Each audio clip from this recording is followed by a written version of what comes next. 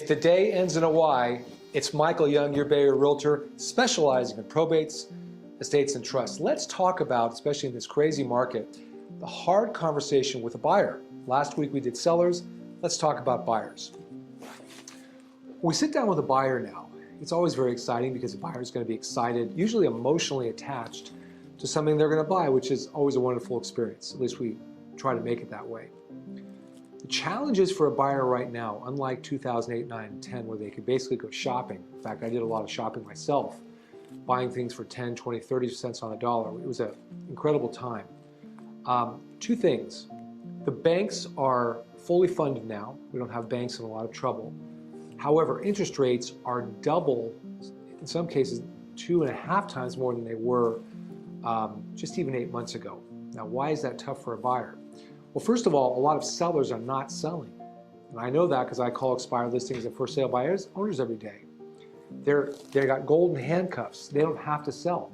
They have 2.83% financing, and in case unless they find what they want, they're not selling. That means that's why we're not seeing an explosive amount of inventory. That's tough for a buyer. A buyer does not have as much inventory as they might have had in 8, 9, 10, 11, where sometimes I drive through a neighborhood, every other house was for sale. We do not have that today in 2022. They also, whatever they're looking at is, for example, let's say they're looking at a $500,000 house.